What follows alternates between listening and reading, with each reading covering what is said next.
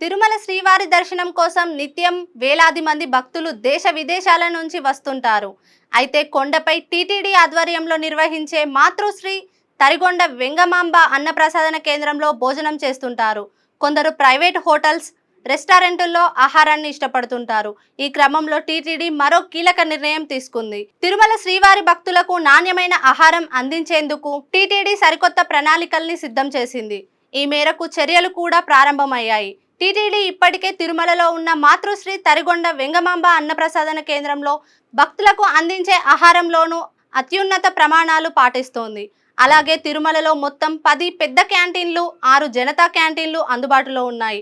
వీటిలో ఏపీ టూరిజానికి నారాయణగిరి, అన్నమయ్య భవనం, బాలాజీ రెస్టారెంట్లను కేటాయించిన సంగతి తెలిసిందే.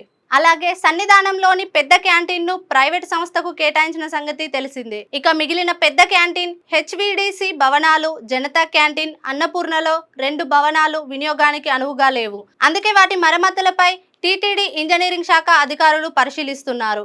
ఈ క్రమంలో మిగిలిన పెద్ద క్యాంటీన్లు, జనతా క్యాంటీన్లను పేరున్న బ్రాండెడ్ హోటళ్లకు కేటాయించనున్నారు.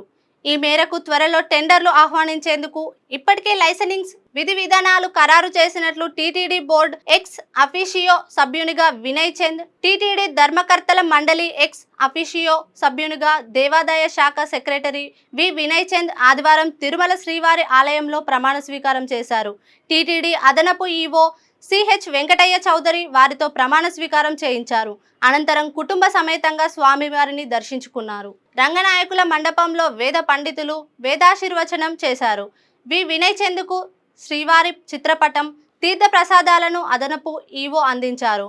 ఈ కార్యక్రమంలో డిప్యూటీ ఈవోలు భాస్కర్, ప్రశాంతి, విజిఓ సురేంద్ర తదితరులు పాల్గొన్నారు. కళ్యాణ వెంకటేశ్వర స్వామి బ్రహ్మోత్సవాల్లో భాగంగా 6వ రోజు ఆదివారం రాత్రి 7 గంటలకు శ్రీమన్నారాయణుడు గజవాహనంపై భక్తులను అనుగ్రహించారు. వాహన సేవ ముందు గజరాజులు నడుస్తుండగా భక్తజన బృందాలు చెక్క భజన, కోలాటాలతో స్వామివారిని కీర్తిస్తుండగా మంగళ వాయిద్యాల నడుమ స్వామివారి ఉత్సవ కోలాహలంగా జరిగింది. భక్తులు అడుగడుగునా కర్పూర హారతులు సమర్పించి స్వామివారిని దర్శించుకున్నారు.